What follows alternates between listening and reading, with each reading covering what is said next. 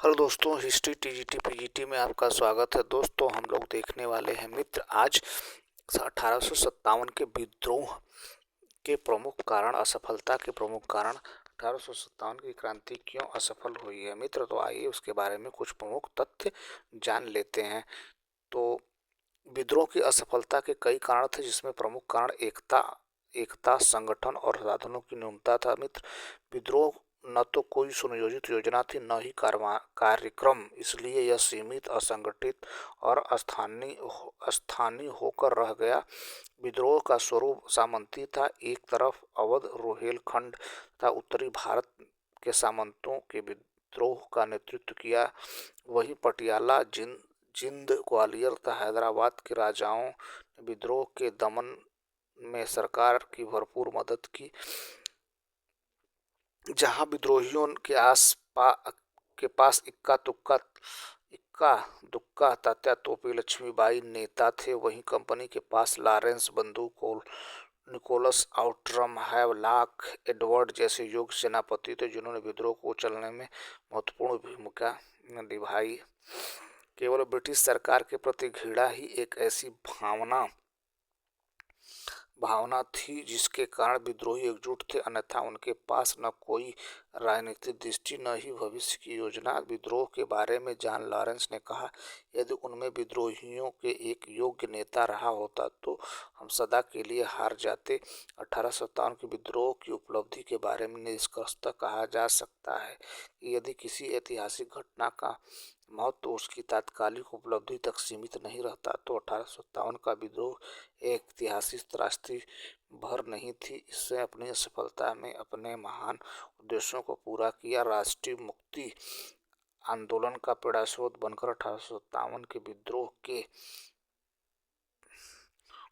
उस उपलब्धि को प्राप्त किया जो अन्य विद्रोहों के लिए संभव नहीं था। आगे देखते हैं दोस्त। आगे विद्रोह का स्वरूप कैसा था दोस्त, आइए देख लेते हैं विद्रोह का स्वरूप। तो 1857 के विद्रोह के स्वरूप के बारे में इतिहासकारों में मतभेद है। यह विवाद मुख्यतः 3 बिंदुओं पर आधारित है: सैनिक विद्रोह, एक राष्ट्रीय संघर्ष या भारतीय स्वतंत्रता का प्रथम संघर्ष, सामंती असंतोष और उस पर प्रतिक्रिया। अधिकतर अंग्रेज इतिहासकार 19वीं शताब्दी 1857 के विद्रोह को एक सैनिक विद्रोह पर मानते हैं, जिसमें अग्रणी सर जॉन सीले के अनुसार यह विद्रोह 1857 की पूरी तरह देशभक्ति से रहित स्वार्थपूर्ण सैनिक विद्रोह था, जिसका न तो कोई देशज नेतृत्व था और न ही कोई जन समर्थन। 1857 विद्रोह को सिर्फ सैनिक विद्रोह ही नहीं माना जा सकता, क्योंकि इसमें किसानों और असैनिक लोगों की भी भागीदारी थी। इसलिए सैनिक विद्रोह को विद्रोह का एक कारण भर माना जा सकता है। कुछ अंग्रेज इतिहासकारों द्वारा 1857 के संग्राम को कट्टरपंथियों द्वारा ईसाइयों के विरुद्ध संग्राम, सभ्यता और बर्बरता के बीच संघर्ष कहा गया, जो बिल्कुल प्रासंगिक नहीं था। 1908 में प्रकाशित बी.डी. सावरकर की पुस्तक first war of independence, Bharat का प्रथम स्वतंत्रता संग्राम, ने इस धारणा को जन्म दिया। 1857 का विद्रोह एक सुनियोजित राष्ट्रीय स्वतंत्रता संग्राम था। सावरकर के मत से सहमति व्यक्त करते हुए डॉक्टर एस.एन. सेन ने अपनी पुस्तक 1857 में विचार व्यक्त किया कि जो कुछ धर्म के लिए लड़ाई के रूप में शुरू हुआ वह स्वतंत्रता संग्राम के रूप में समाप्त हुआ। आगे देखते हैं मित्र। आगे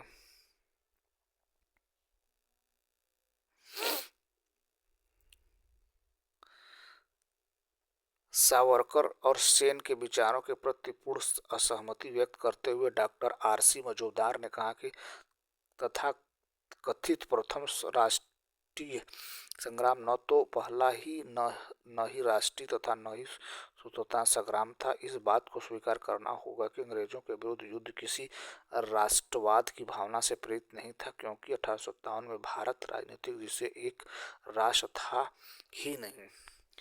कुल मिलाकर 1857 का विद्रोह मध्यकालीन व्यवस्था के विघटन की प्रक्रिया को रोकने का विगत स्थिति की पुनर्स्थापना का अंतिम प्रयास था। ब्रिटिश कंजर्वेटिव पार्टी के सांसद में बेंजामिन डिज़रायली ने जुलाई 1857 को कहा कि साम्राज्यों का ह्रास और पतन चर्बी युक्त कारतूसों के कारण नहीं होता, इस प्रकार के परिणाम पर्याप्त कारणों में संचित हो जाने की वजह से होते हैं, अतः यह एक राष्ट्रीय विद्रोह है। निष्कर्षतः कहा जा सकता है कि 1857 का विद्रोह निस्संदेह साम्राज्यवाद विरोधी और राष्ट्रवादी था, क्योंकि इसमें हिंदुओं और मुसलमान दोनों को बढ़ चढ़कर हिस्सा लिया और दोनों का एक ही लक्ष्य था, साम्राज्यवादी शासकों को उखाड़ फेंकना। लेकिन विद्रोहियों में राष्ट्रीयता या राष्ट्रत्व की संकल्पना का पूर्ण अभाव था। आगे देख लेते हैं दोस्त। आगे आइए देख लेते हैं कुछ प्रमुख पुस्तकें। फर्स्ट वॉर ऑफ इंडिपेंडेंस इसने लिखा दोस्त, बी डी सावरकर ने लिखा। The great rebellion Ashok Mehta की पुस्तक है दोस्त। स्कॉपी मिन्यूटी and the revolt of 1857 R C. Majumdar. 1857 S N. Sen South India in 1957 war of independence B D Savarkar की पुस्तक है दोस्त।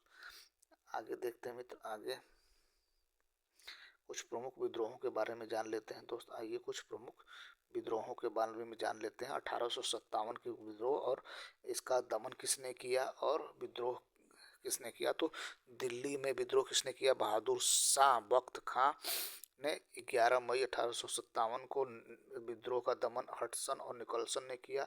20 सितंबर 1957 को कानपुर में नाना साहब और तात्या तोपे ने किया। 5 जून 1957 को और विद्रोह कुचलने वाले थे कॉलिंग कैंपबेल। लखनऊ में बेगम हजरत महल थी और कॉलिंग कैंपबेल जो है वो उसको कुचलने वाले थे। झांसी और ग्वालियर में विद्रोह का नेतृत्व रानी लक्ष्मीबाई और तात्या तोपे ने किया। जनरल हीरोज ने इसको दबाने का काम किया। जगदीशपुर में कुंवर सिंह और अमर सिंह ने विद्रोही नेता थे और इसे दबाने का काम मेजर विलियम टेलर ने किया दोस्त। और फैजाबाद में मौलवी अब्दुल्ला, जनरल लेनार्ड इस विद्रोह को दबाने का काम किया।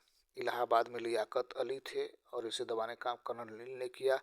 बरेली में खान बहादुर थे, इसे विंसेंट आयर ने दबाने का प्रयास किया। और असम में मनीराम दत्त ने विद्रोही नेता थे और इसे दबाने का काम किया विंसेंट आयर ने। आगे देख लेते हैं मित्र। आगे विद्रोह के परिणाम क्या हुआ दोस्तों, आइए समझते हैं विद्रोह के परिणाम क्या हुआ। 1857 के विद्रोह के क्या परिणाम हुए। तो 1857 के विद्रोह के असफल होने का तत्काल बाद ब्रिटिश क्राउन ने कंपनी से भारत पर शासन करने से सभी अधिकार वापस ले लिए। कंपनी पर नियंत्रण हेतु स्थापित बोर्ड ऑफ कंट्रोल और बोर्ड ऑफ डायरेक्टर्स को समाप्त कर दिया गया। 1 नवंबर 1858 को इलाहाबाद में आयोजित दरबार में लॉर्ड कैनिंग ने महारथी की उद्घोषणा को पढ़ा। उद्घोषणा में भारत में कंपनी के शासन को समाप्त कर भारत का शासन सीधे क्राउन के अधीन कर दिया गया एवं भारत मंत्री सचिव 15 सदस्यों वाली इंडी काउंसिल की स्थापना की गई। उद्घोषणा में गवर्नर जनरल कैनिंग को वायसराय की उपाधि प्राप्त हुई। भारत में ब्रिटिश साम्राज्य के विस्तार पर रोक, लोगों को धार्मिक मामलों में हस्तक्षेप न करना, एक समान कानूनी सुरक्षा सबको उपलब्ध कराना, लोगों के प्रति अधिकारों और रिवाजों के प्रति सम्मान व्यक्त करना आदि वायदे क्राउन द्वारा भारतीय जनता से किए गए।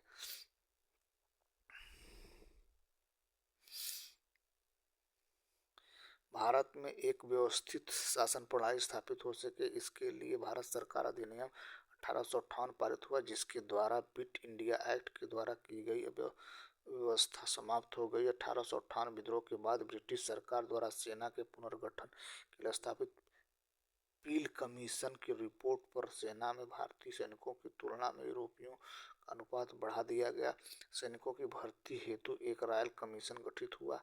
बड़ी कुटिलता से फूट डालो और राज्य करो की नीति का अनुसरण करते हुए सेना ने रेजिडेंटों की जाति, समुदाय और धर्म आधार पर विभाजित किया गया। भारतीय रजवाड़ों के प्रति विजय और विलय की नीति का परित्याग, सरकार नेताओं को गोद लेने की अनुमति प्रदान की, वायसराय कैनिंग के समय 1861 का India high court act, 1861 India civil service act पारित किया गया। मित्र, तो ये रहा दोस्त आज के महत्वपूर्ण टॉपिक, 1857 की क्रांति के असफल होने के कारण।